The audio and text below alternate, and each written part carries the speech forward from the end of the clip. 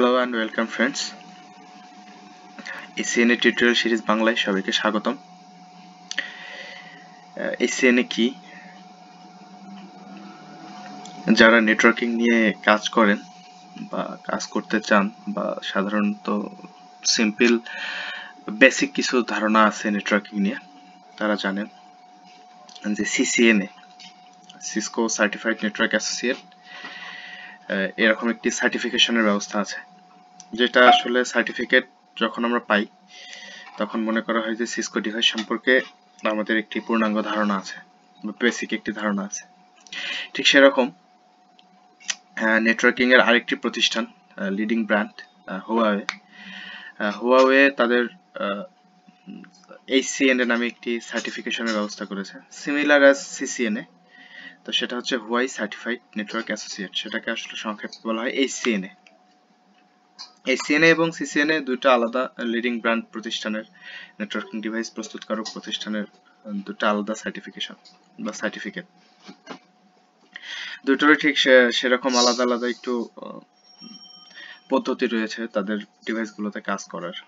দুটোতেই আমরা CCNA যারা জানেন তারা জানেন যে CCNA আমাদের হচ্ছে কমান্ড দিয়ে বা CLI মোডে কাজ করতে হয়। ঠিক সেরকম হুয়াওয়ের ডিভাইসগুলোতে হচ্ছে হুয়াওয়ের যে ডিভাইসগুলো আছে সেগুলোতেও CLI মোডে কাজ করতে হয়, আবার গ্রাফিক্যাল মোডেও কাজ করা যায়। আসলে এক্সামের যে ব্যাপারটা থাকে, এক্সামে সাধারণত যে সিমুলেশন গুলো করতে হয় বা জানার জন্য আমাদের CLI মোডে কাজ করাটাই সবচেয়ে ভালো মাধ্যম শেখার জন্য। গ্রাফিক্যাল মোডে আমরা কাজ করে অনেকেই করতে পারে, CLI মোডে কাজ করাটা একটু কঠিন, তবে কাজ করতে সুবিধা হয় CLI মোডে। আচ্ছা, HCNA এবং CCNA এর HCNA হচ্ছে Huawei Certified Network Associate, is the first certification of Huawei routing and switching path. এটা হচ্ছে Huawei যে সার্টিফিকেশন গুলো আছে সেটা হচ্ছে প্রথমেই হচ্ছে HCNA routing and switching. HCNA is the similar to Cisco CCNA certification.